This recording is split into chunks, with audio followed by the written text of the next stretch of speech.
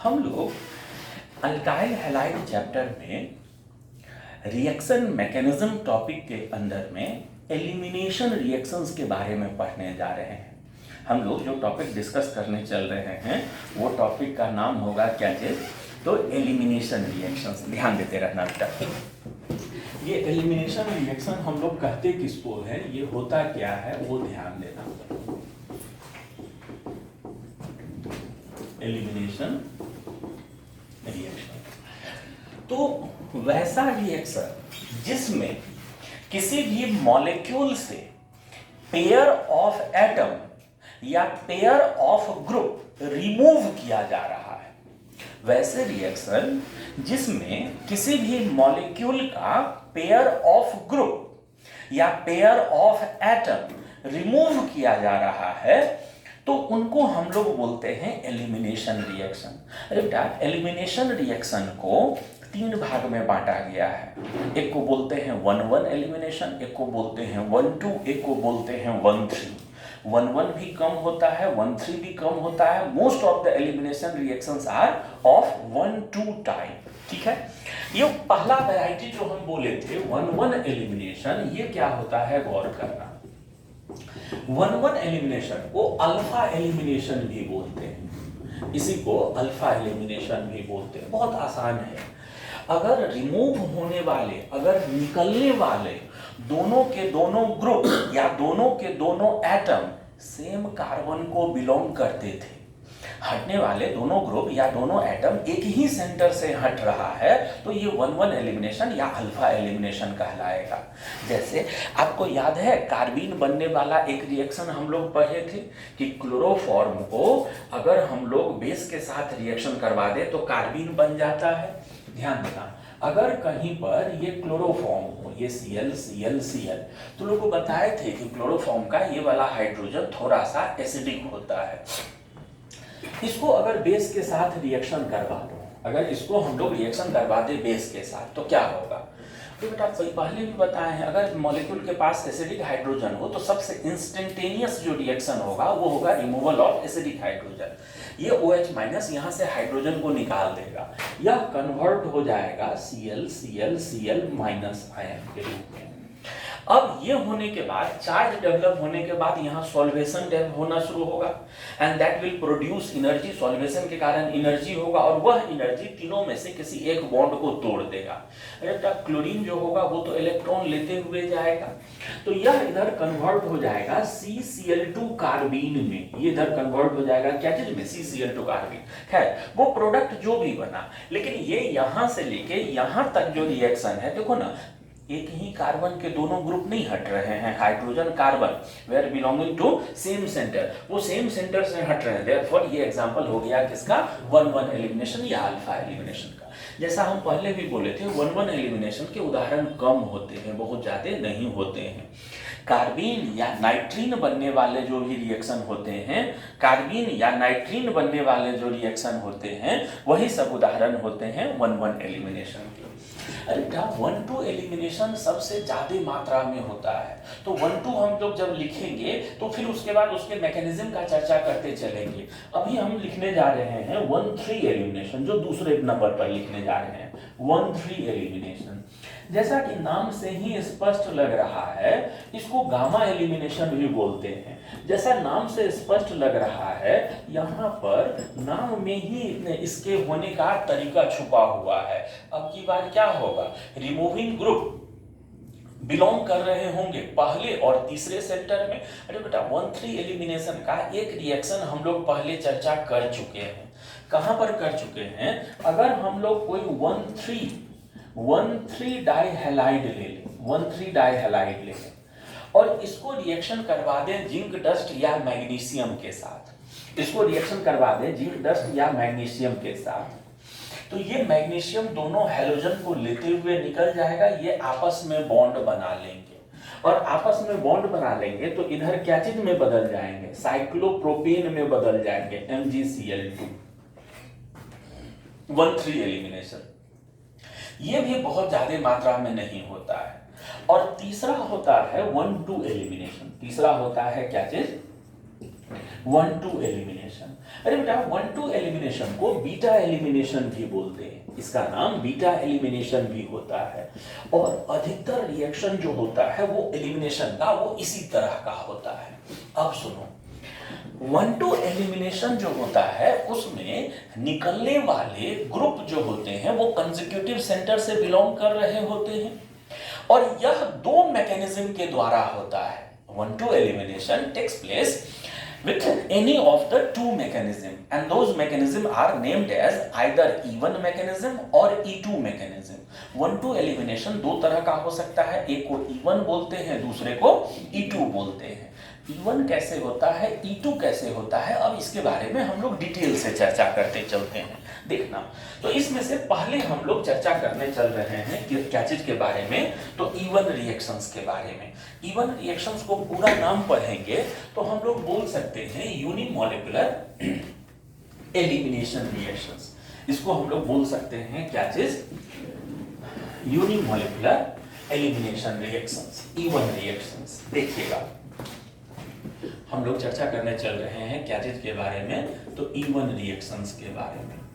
अरे बेटा E1 reaction में होता क्या है कि हम लोग जो भी रिएक्टेंट लिए हुए हैं, जैसे मान लो यहाँ पर हमने कोई अल्काइल हैलाइड लिया हुआ है, यह CH3, ये CH3, ये CH3 अल्काइल हैलाइड लिया हुआ है।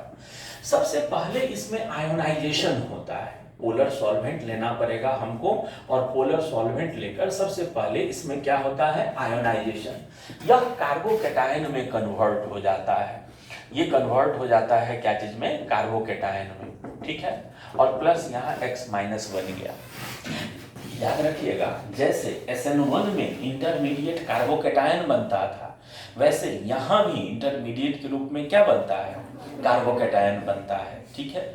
और यह कार्बोकैटायन बनने के बाद अगर संभव हो शिफ्टिंग का, तो शिफ्टिंग भी हुआ करेगा। और शिफ्टिंग के बाद क्या होता है, शिफ्टिंग के बाद क्या होता है कि यह अपने बगल वाले सेंटर का हाइड्रोजन हटाकर, यह अपने बगल वाले सेंटर का हाइड्रोजन हटाकर उसको एल्कीन में बदल देता है। अगर शिफ्टिंग होना हो तो शिफ्टिंग होगा, और नहीं शिफ्टिंग होना हो या शिफ्टिंग के बाद जो कार्बोकैटायन बनेगा, जिस कार्बन पर प्लस है उसके बगल वाले सेंटर का हाइड्रोजन हटेगा, और ये एल्कीन यहाँ का हाइड्रोजन हटा दे, यहाँ डबल बॉन्ड बन जाए तो ये कैसा दिखेगा, CH2C, और ये यहाँ CH3, ये यहाँ CH3, ऐसा चीज बन जाएगा। ये इस तरह का चीज हो गया। अरे बेटा यहाँ पर चाहे तो डबल बॉन्ड इधर बनता, चाहे इधर बनता, चाहे इधर बनता, मॉलिक्यूल का फाइनल मॉलिक्यूल का नाम यही होता। लेकिन अगर मान लो कहीं पर ऐसा केस हो, कहीं पर कैसा केस हो, तो कहीं पर ये CH3 CH और ये CH2 CH और ये मान लो Cl और ये CH3 है, और ये मान लो E1 रिएक्शन में जा रहा है, ठीक है। तो ये हैलोजन हटेगा, ये कार्बोकैटायन बन जाएगा। ये कार्बोकैटायन बनने के बाद शिफ्टिंग भी नहीं होगा, क्यों, क्योंकि ये हाइड्रोजन यहाँ आ जाए प्लस यहाँ आ जाए तो इतने ही कार्बन वाला हाइपर कंजुगेटिव कार्बोकैटायन बनेगा, शिफ्टिंग भी नहीं होगा। लेकिन अब तो दो बात है, अगर यहाँ का हाइड्रोजन हटा, यहाँ डबल बॉन्ड, तो अलग नाम का प्रोडक्ट बन जाएगा, यहाँ का हाइड्रोजन हटा, यहाँ डबल बॉन्ड, तो फिर अलग नाम वाला प्रोडक्ट बन जाएगा। तो देखो अगर कहीं पर रीजियो सेलेक्टिविटी हो रिएक्शन में, रीजन हमको सेलेक्ट करना पड़े कि भाई किस रीजन में रिएक्शन हो रहा है, ठीक है, तो रीजियो सेलेक्टिविटी जो होता है वह डिसाइड होता है एक नियम जिसको हम लोग बोलते हैं सिटीजब्स रूल। एलिमिनेशन रिएक्शन में एलिमिनेशन किस रीजन में होगा वह डिसाइड होता है एक नियम के द्वारा, जिसको हम लोग कौन सा रूल बोलते हैं, सिटीजब्स रूल। अरे बेटा सिटीजब्स रूल SAYTJEFF सिटीजब्स रूल बोलते हैं। सुनना, ये जो सिटीजब्स साहब है इनका ओरिजिनल नाम सिटीजब्स नहीं है, इनका ओरिजिनल नाम है जेटसेफ। इनका ओरिजिनल नाम है क्या चीज, जेटसेफ, ठीक है। रशियन साइंटिस्ट थे, रशियन नेम उच्चारण करने में इंग्लिश मैन को दिक्कत होता था, तो जेटसेफ रूल को सिटीजब्स रूल बोल दिया गया है। पहले एनसीईआरटी सिटीजब्स लिखता था, लेकिन अभी के एनसीईआरटी में देखोगे जेटसेफ रूल मेंशन है, एनसीईआरटी में जेटसेफ रूल लिखा हुआ है, जेटसेफ शब्द है। तो जो जेटसेफ है वही सिटीजब्स है, जो सिटीजब्स है वही जेटसेफ है, वही है। अच्छा, सिटीजर्स रूल कहता क्या है जानते हो बेटा? सिटीजर्स रूल, अगर क्वेश्चन बनाते समय हमको जल्दी में डिसीजन लेना है तो सिटीजर्स रूल को हम लोग शॉर्ट फॉर्म में बोलते हैं पुअर बिकम्स पुअरर। जो गरीब है उसको और गरीब कर दो, और गरीब हाइड्रोजन के मामले में, माने हाइड्रोजन अगर हटाना है तो पहले वहां से हटा दो जहां पहले से हाइड्रोजन का संख्या कम है। ठीक है, तो ये तो कहने क्वेश्चन बनाने के लिए सर ओरिजिनल नियम क्या है? तो ओरिजिनल नियम ये है कि एलिमिनेशन इस तरह से होगा ताकि बना हुआ अल्कीन ज्यादा से ज्यादा स्टेबल हो। आप लोग भी देखो ना, अगर यहाँ का हाइड्रोजन हटाएंगे, यहाँ डबल बॉन्ड डाल लें तो हाइपर कंजुगेटिव हाइड्रोजन मात्र 2, और यहाँ का हाइड्रोजन हटा के यहाँ डबल बॉन्ड डाल लें तो हाइपर कंजुगेटिव हाइड्रोजन की संख्या कितनी? 6। आपको क्या लग रहा है कौन ज्यादा स्टेबल बन रहा है? तो दोनों बात समझ में आ गया है। पुअर बिकम्स पुअरर, ये क्वेश्चन बनाते समय बड़ा सही काम कर जाता है।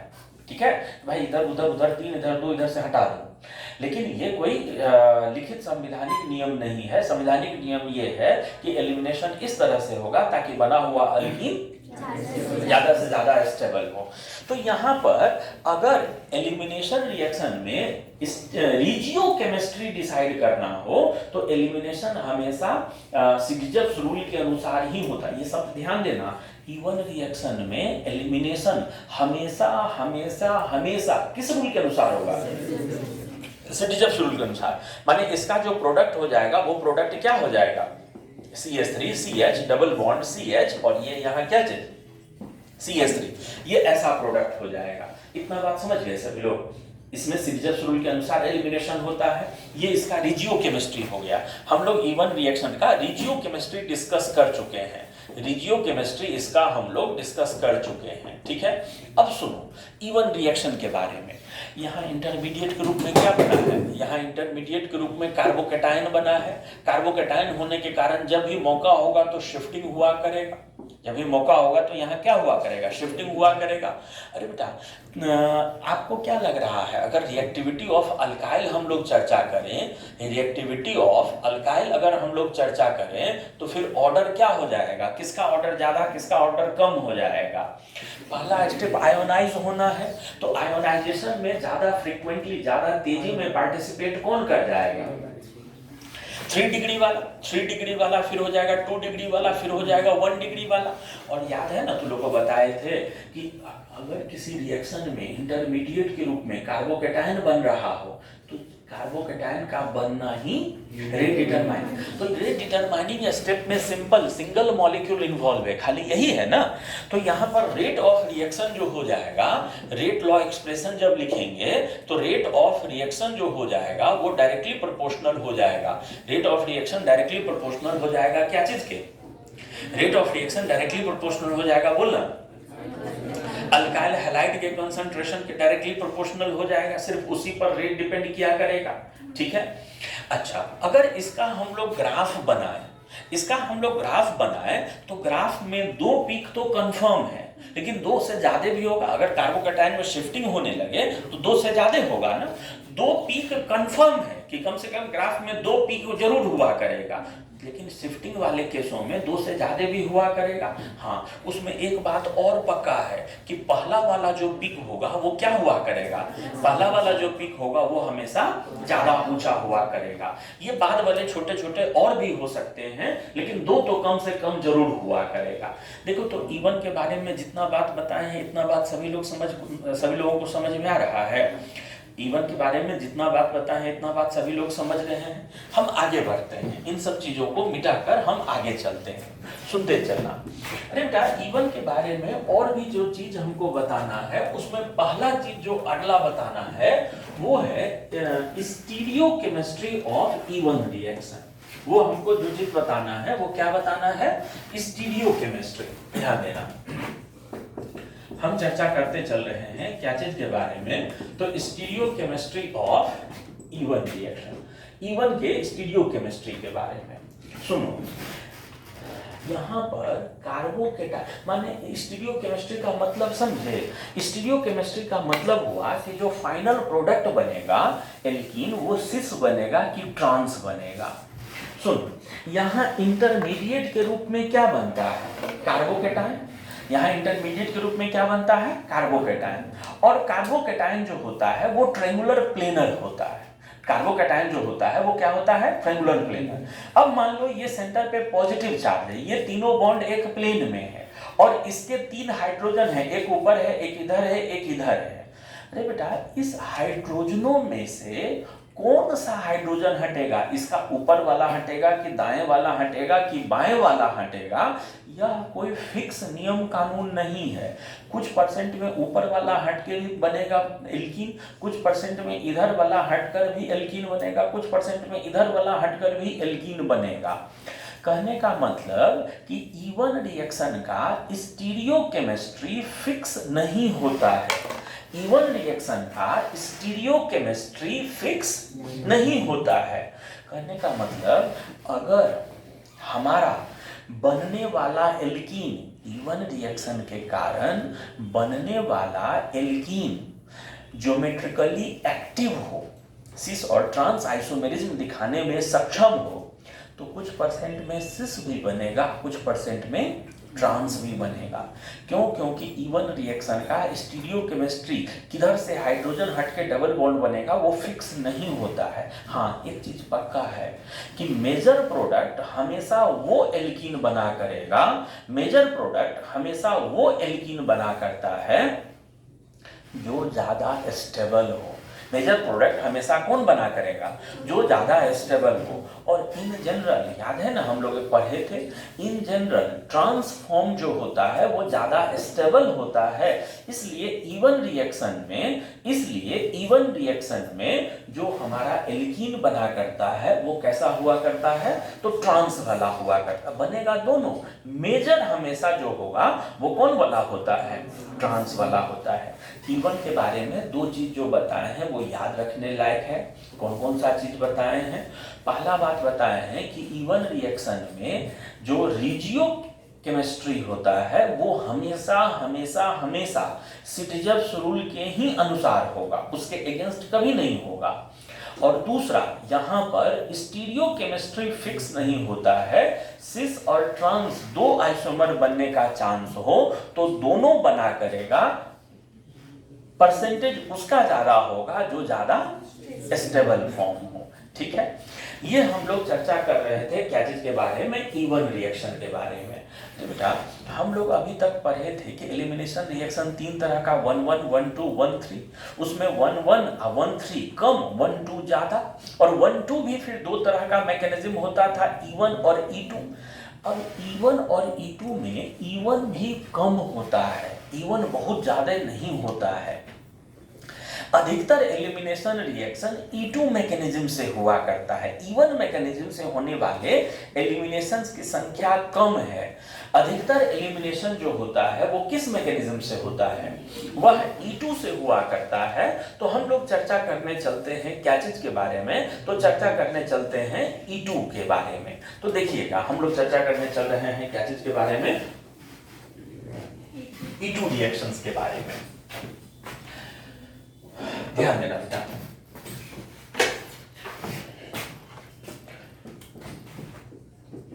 E2 reactions. E2 रिएक्शन हम लोग बोलते हैं बायोमोलिकुलर एलिमिनेशन रिएक्शन। E2 को अगर फुल फॉर्म में पुकारना हो तो इसको हम लोग क्या बोला करते हैं, बायोमोलिकुलर एलिमिनेशन रिएक्शन। अब ये होता कैसे है, इनका जनरल मैकेनिज्म कैसे होता है, गौर कीजिएगा।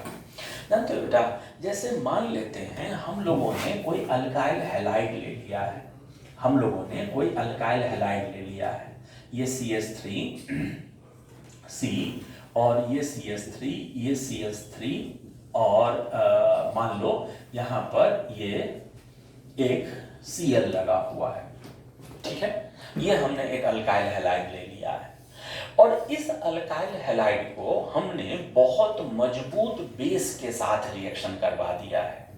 हमने एक अल्काइल हैलाइड ले लिया है जिसको हमने रिएक्शन करवा दिया है क्या चीज के साथ, बहुत मजबूत बेस के साथ। मान लो तो इसको हमने OH- या NH2- के साथ रिएक्शन करवा दिया है। ठीक, याद रखना बेटा, E1 में हमने कभी भी बेस यूज करने का चर्चा नहीं किया। अगर कोई एलिमिनेशन बेस डालकर करवाया जा रहा है तो डेफिनेटली वो E2K वैरायटी का है। बाहर से बेस मिलाकर अगर एलिमिनेशन करवाया जा रहा है तो ये बहुत श्योर है कि वो रिएक्शन किस कैटेगरी का है, E2K कैटेगरी का है। अच्छा अब सुनो, ये बेस का सबसे ज्यादा अट्रैक्शन होता है कि मॉलिक्यूल में कोई एसिडिक हाइड्रोजन हो तो उसको निकाल ले। तो यहाँ मॉलिक्यूल में कोई इलेक्ट्रोनेगेटिव सेंटर से लगा हाइड्रोजन नहीं दिखा उसको, कहाँ कोई, सब तो कार्बन से लगा हाइड्रोजन है, कहाँ कोई इलेक्ट्रोनेगेटिव सेंटर से लगा हाइड्रोजन है, नहीं दिखा उसको। तो बेस ने कहा कि भाई पहला काम तो मेरा नहीं हो पाया कि उस हाइड्रोजन को हम निकाल लें। अब कहने का मतलब ये है कि अब इसको, इसमें सेकंड कौन सा अट्रैक्शन है, दूसरा उसके प्रति उसमें कौन सा लगाव है, कौन सा ऐसा चीज है जो उसको अपने तरफ अट्रैक्ट कर सकता है। तो इस वाले बॉन्ड का जो छोटा वाला लोब होगा वही ना, क्योंकि इस पर निगेटिव चार्ज है तो उसके लिए सेंटर ऑफ अट्रैक्शन वही होगा। तो जानते हो बेटा यहाँ होता क्या है, यह इसमें सिर्फ और सिर्फ इस छोटे वाले लोब तक पहुंचना चाहता है। वह जो बेस हम अभी दिखाए थे, वह बेस मॉलिक्यूल क्या चाहता है कि हम क्या हो जाए, यहां तक किसी भी तरह से यहां तक पहुंच जाए। ये OH माइनस यहां तक पहुंचना चाहता है।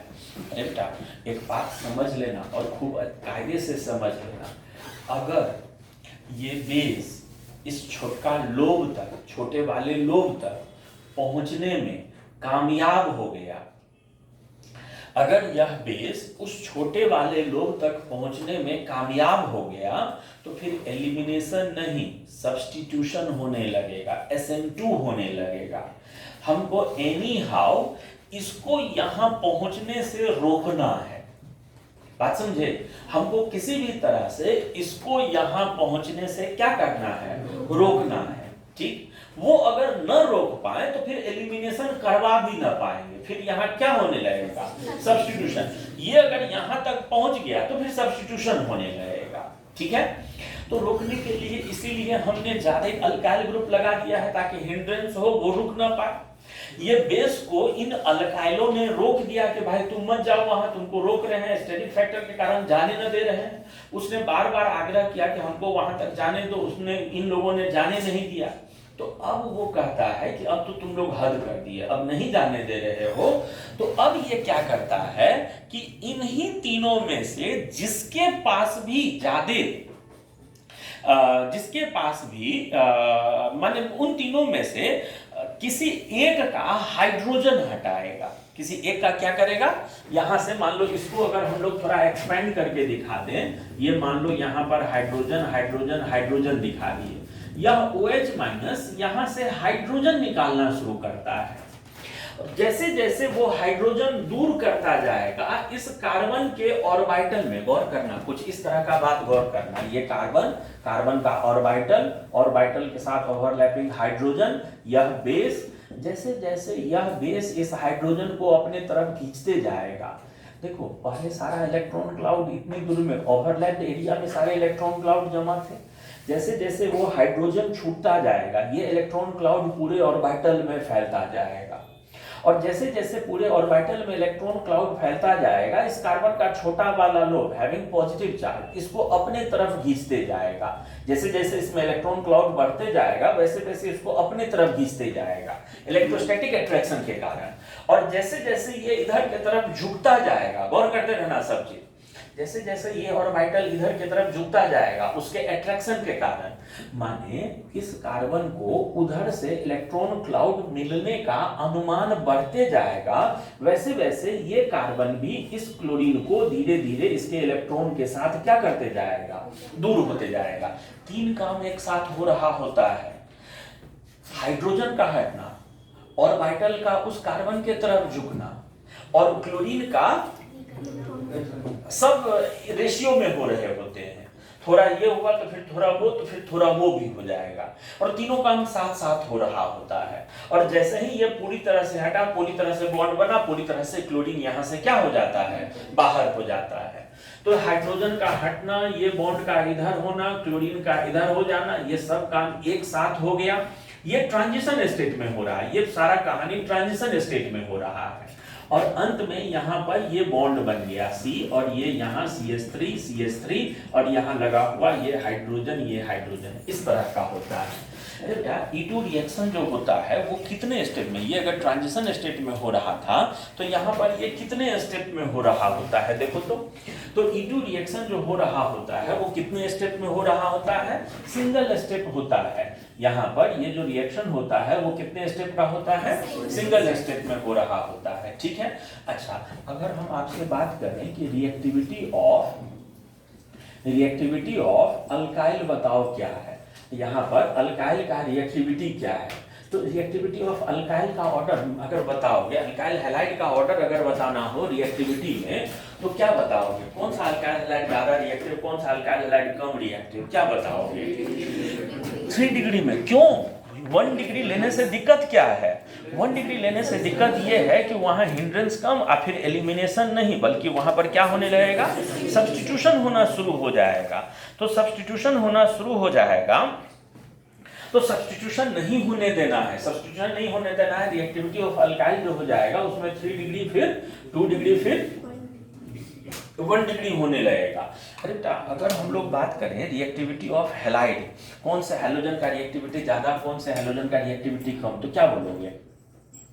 अगर हम आपसे पूछें कि रिएक्टिविटी ऑफ हैलाइड क्या होगा, तो हैलाइड के रिएक्टिविटी का ऑर्डर क्या होगा बताओ? हैलाइड के रिएक्टिविटी का ऑर्डर क्या होगा बोलो? अरे बेटा हाइड्रोजन का बॉन्ड टूटना रेट डिटरमाइनिंग स्टेप में शामिल है कि नहीं? अरे ये बॉन्ड टूटना रेट डिटरमाइनिंग स्टेप में शामिल है कि नहीं? रेट डिटरमाइनिंग स्टेप में 3 चीज शामिल है। हाइड्रोजन का हटना, तो जितना मजबूत बेस होगा उतना जल्दी हाइड्रोजन को, क्योंकि ये हाइड्रोजन कोई बहुत एसिडिक हाइड्रोजन ना है, इस हाइड्रोजन के इंडक्टिव इफेक्ट के कारण हल्का सा एसिडिक कैरेक्टर है उस पर। ये बेस जितना मजबूत लोगे उतना अच्छा होगा, रिएक्शन का रेट उतना अच्छा होगा।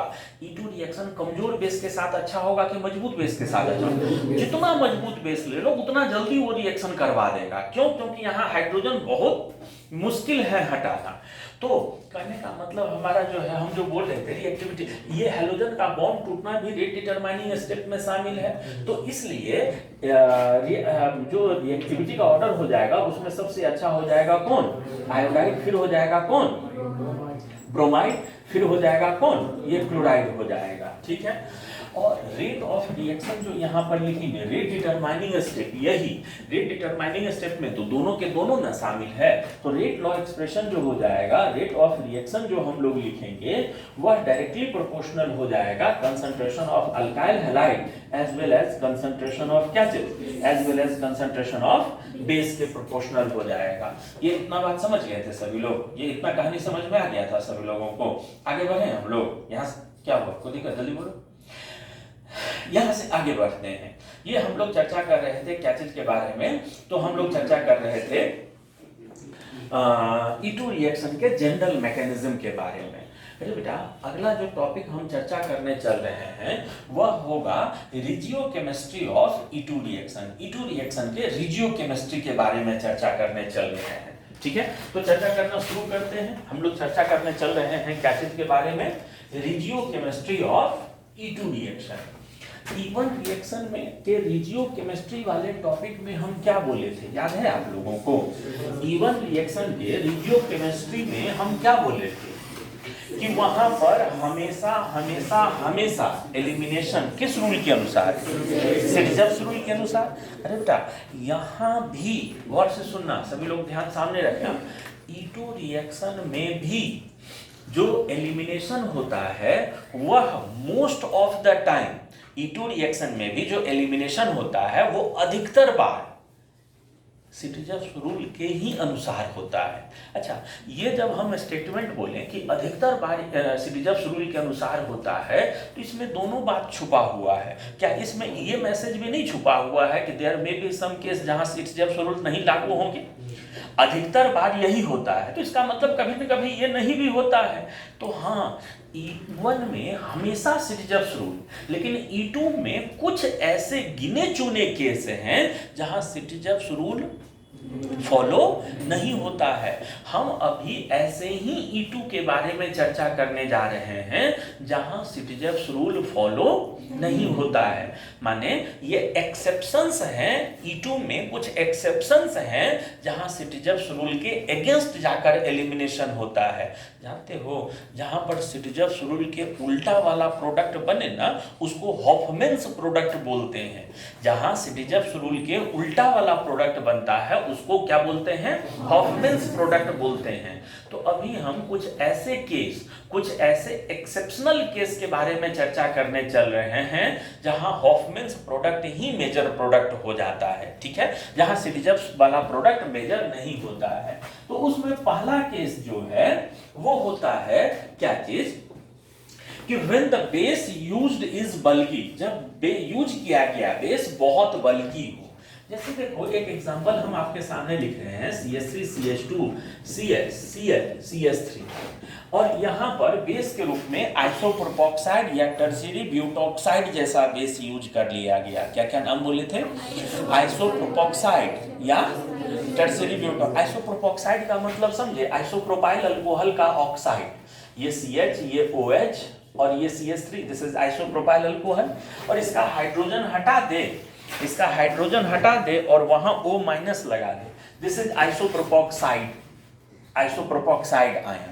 तो आइसोप्रोपोक्साइड या टर्शियरी ब्यूटॉक्साइड, टर्शियरी ब्यूटॉक्साइड समझे, टर्शियरी ब्यूटानॉल, टर्शियरी ब्यूटानॉल यही हो गया ना, टर्शियरी ब्यूटानॉल यही हो गया। और टर्शियरी ब्यूटॉक्साइड आयन का मतलब क्या चीज? ये O माइनस। अरे बेटा देखो होता क्या है, E2 रिएक्शन में गौर करना सभी लोग, भावनात्मक रूप से जुड़कर बात को सुनना। किस रूप से? समझ रहे हैं? E2 रिएक्शन में होता क्या है कि जो बेस मॉलिक्यूल है वो हाइड्रोजन के कांटेक्ट में आता है, उसके साथ अटैच होता है और तब उसको पुल करते हुए बाहर निकलता है। In E2 reaction, there should be some contact between removing hydrogen and base molecule. Base molecule और removing hydrogen के बीच में contact होगा, तब वो उसको अपने साथ खींचते हुए वापस लेकर जाएगा। ठीक है, अब मान लो हमारा जो हाइड्रोजन, सिटीजन्स वाला हाइड्रोजन ये है और हॉफमैन्स वाला हाइड्रोजन ये है। बेटा ये हाइड्रोजन अगर हल्का सा भी हिंड्रेंस में हो, देखो इधर क्लोरीन पर माइनस है तो ये O माइनस को इधर से आने नहीं देगा और इधर से ये मिथाइल है जो उसको हिंड्रेंस में करेगा। माने हमारा हाइड्रोजन जो है वो हल्के से कैविटी में है, यहाँ बड़ा ग्रुप है, उधर ऐसा ग्रुप है जो उधर से टर्शियरी ब्यूटॉक्साइड को आने नहीं देगा और इधर बड़ा ग्रुप है, इधर से भी नहीं आने देगा। तो ऐसे हालत में अगर आप ये इतना बड़ा साइज में है कि इसके अगल बगल जो थोड़ा बहुत रास्ता है उस रास्ता के द्वारा हाइड्रोजन तक आ ही नहीं पा रहा है, तो ऐसे हालत में वो बेस क्या करेगा जानते हो? वह बेस उस हाइड्रोजन को रिमूव करता हुआ चला जाएगा जो हाइड्रोजन ज्यादा एक्सपोज्ड है, जो हाइड्रोजन के अगल बगल हिंड्रेंस कम है। अगर याद रखना, अगर यूज किया गया बेस साइज में बहुत बड़ा है, जैसे अभी सामने लिखे हैं, अगर यूज किया गया बेस साइज में बहुत बड़ा है तो फिर वैसे केस में एलिमिनेशन हॉफमैन्स तरीके से, वैसे केस में एलिमिनेशन सिटीजन्स तरीके से नहीं बल्कि हॉफमैन्स तरीके से हो जाता है। अरे बेटा यहाँ पर दोनों प्रोडक्ट लिखते हैं और मेजर माइनर कर देंगे, कुछ परसेंट में ये भी लिखे हैं और कुछ परसेंट में ये भी लिखे हैं। ये CH3 CH2 CH double bond CH2, यहाँ पर ये वाला जो हो जाएगा वो मेजर हो जाएगा और ये वाला जो हो जाएगा वो क्या हो जाएगा? माइनर हो जाएगा। जबकि ये वाला जो प्रोडक्ट है वो कौन सा प्रोडक्ट है? हॉफमैन्स प्रोडक्ट है। और ये वाला जो प्रोडक्ट है वो कौन सा प्रोडक्ट है? सिटीजन्स प्रोडक्ट है। ये सिटीजन्स प्रोडक्ट है। इतना कहानी समझ में आ गया सब लोगों को? आगे बढ़े यहाँ से आगे बढ़ते हैं। हम लोग दूसरे रिएक्शन पर चर्चा करने के लिए चाहते हैं। दूसरा रिएक्शन कैसा, क्या खासियत वाला? तो वैसा जो कि हॉफमैन्स वाला है। अरे बेटा दूसरा जो रिएक्शन चर्चा करने जा रहे हैं वो इसी का दूसरा रूप है।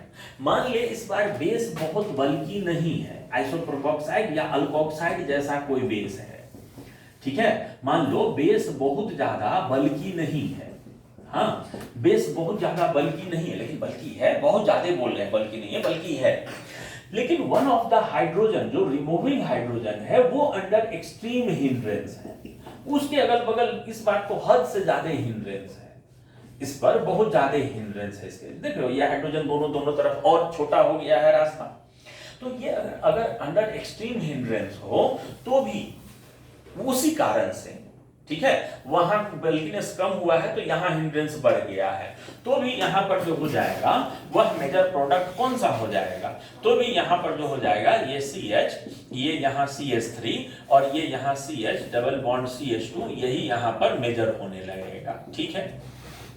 दूसरा, अरे बेटा एक बात बताएं आप लोगों को, थोड़ा भी अगर याद हो तो एक रिएक्शन का नाम ही होता है हॉफमैन्स एलिमिनेशन, एक रिएक्शन का नाम ही होता है क्या चीज, हॉफमैन्स एलिमिनेशन, याद है आप लोगों को, वो भी हॉफमैन्स तरीके से ही, वहां भी सिटजप्स नहीं होता है, हॉफमैन्स तरीके से होता है।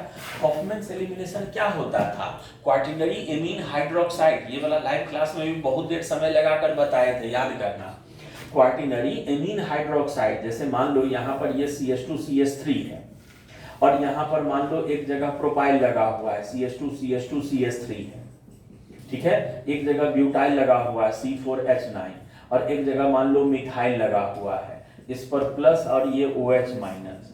देख यहाँ का हाइड्रोजन अगर हटता ये डबल बॉन्ड बनता, सॉरी यहाँ का हाइड्रोजन अगर हटता ये डबल बॉन्ड बनता तो हाइपर कंजुगेटिव हाइड्रोजन ज्यादा होता, लेकिन यहाँ होता क्या है, यहाँ होता ये है कि यह बेस उस हाइड्रोजन को निकाल ले जाता है जिस पर एसिडिक हाइड्रोजन बीटा कार्बन, जिस बीटा पर एसिडिक हाइड्रोजन ज्यादा हो, और एसिडिक हाइड्रोजन सबसे ज्यादा किस पर है, इस पर है। इसका मैकेनिज्म हम लोग पढ़ चुके हैं, ये रिएक्शन कैसे होता है पढ़ चुके हैं, ये रिएक्शन का नाम ही हॉफमैन्स है, यहाँ से रिजर्व प्रोडक्ट नहीं बल्कि हॉफमैन्स प्रोडक्ट ही मेजर बना करता है।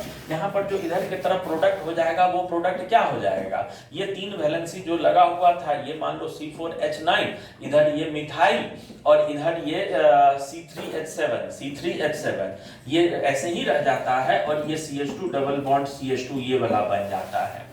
अरे बेटा एक आपको याद है कोप एलिमिनेशन, एक रिएक्शन हम लोग चर्चा करते थे, कौन सा, कोप एलिमिनेशन। तो कोप एलिमिनेशन भी इसी तरह का होता है, कोप एलिमिनेशन भी जो होता है वो इसी तरह का रिएक्शन होता है, और कोप एलिमिनेशन भी जो होता है वो किस तरीके से होता है, कोप एलिमिनेशन भी जो होता है वो हॉफमैन्स तरीके से होता है, ठीक है।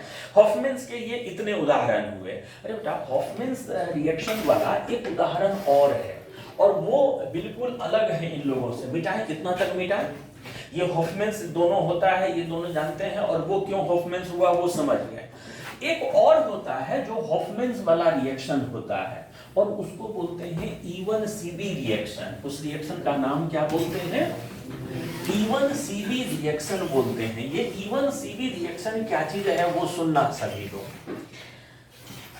E1CB रिएक्शन क्या होता है वो गौर से सुनना है इसको।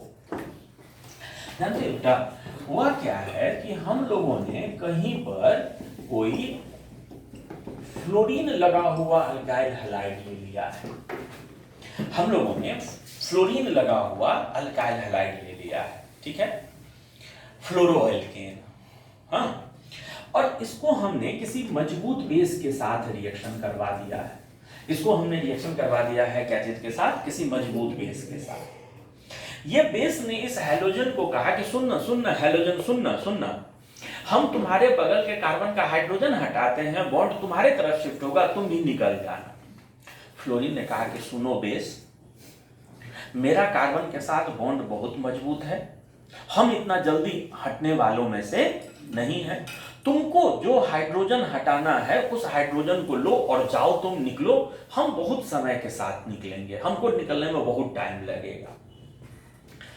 कहने का मतलब इसको दूसरे, ये तो हो गया 11-12 में जो भाषा बताना चाहिए वो भाषा में, दूसरे शब्दों में सुनो, कार्बन फ्लोरीन बॉन्ड बहुत मजबूत, तो उसको तोड़ने के लिए बहुत ज्यादा एनर्जी चाहिए और उतना एनर्जी जनरली मिल नहीं पाता है कि बॉन्ड टूटे।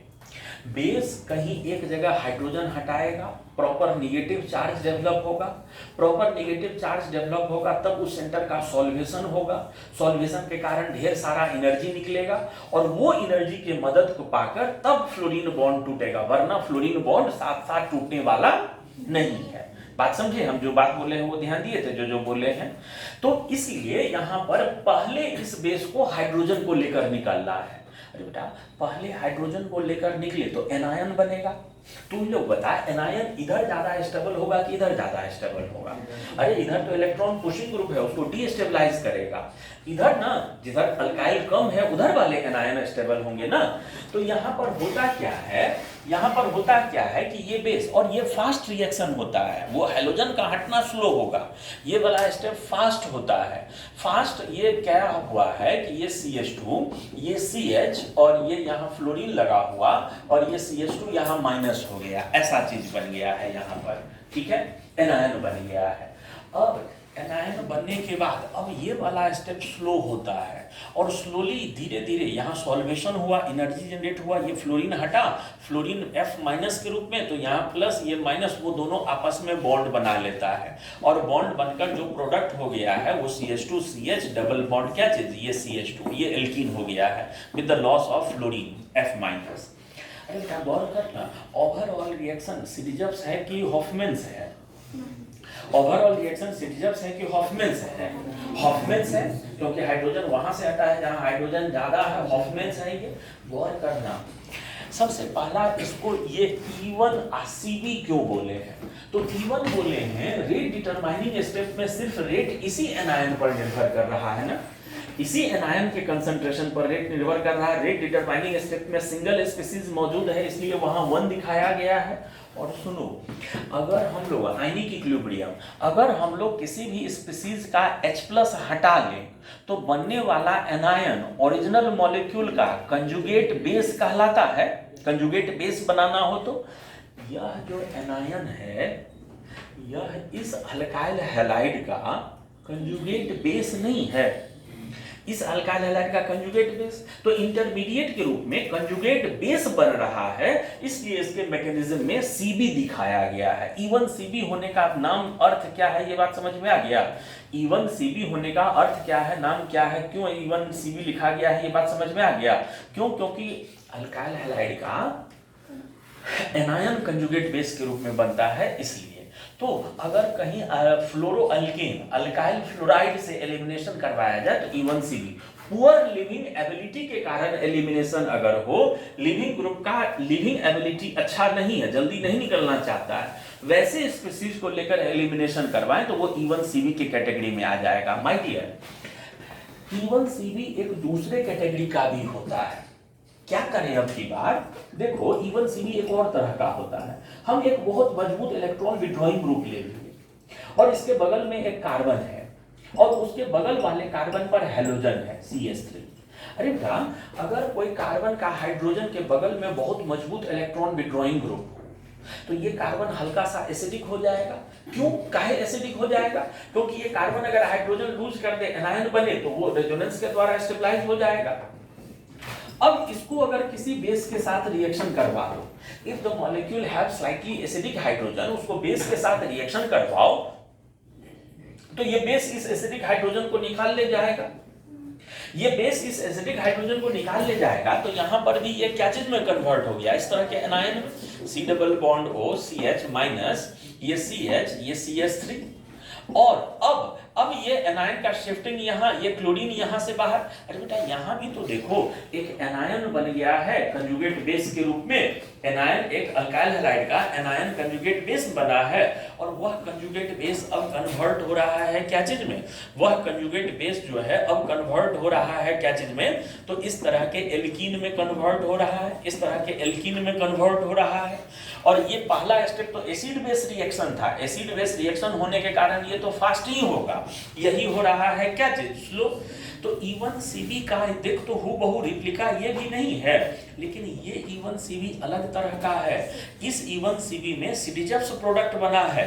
इधर देखो 3 हाइड्रोजन था, इधर 2 हाइड्रोजन था। अब की बार हाइड्रोजन उधर से ही हटा है जहां पहले से हाइड्रोजन की संख्या क्या थी, कम थी।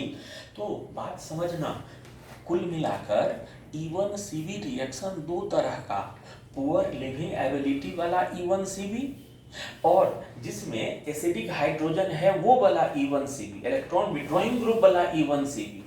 तो इलेक्ट्रॉन विड्रॉइंग ग्रुप वाला जो E1CB होता है वो सीडीजर्स के तरह का होता है, लेकिन पुअर लिविंग एबिलिटी वाला जो E1CB होता है वो हॉफमैन्स के तरह का होता है। ये इतना कहानी, इतना बात, सारा चीज समझ में आ गया सभी लोगों को? Sure sure sure sure sure, ठीक है। तो इससे आगे का चर्चा, ये हम लोग चर्चा कर रहे थे कि E2 मैकेनिज्म में ये सब कुछ ऐसे उदाहरण थे जहां पर सीडीजर्स रूल नहीं बल्कि एलिमिनेशन हॉफमैन्स के तरह से हो जाता है। इन कुछ एग्जांपल्स को छोड़ दें तो E2 में भी जितने भी रिएक्शन होते हैं वो सब के सब सीडीजर्स रूल के अनुसार ही होते हैं, ठीक है। हम लोग E2 के बारे में चर्चा जारी रखेंगे, लेकिन वो अगले लेक्चर में। हम लोग मिलते हैं अगले लेक्चर में।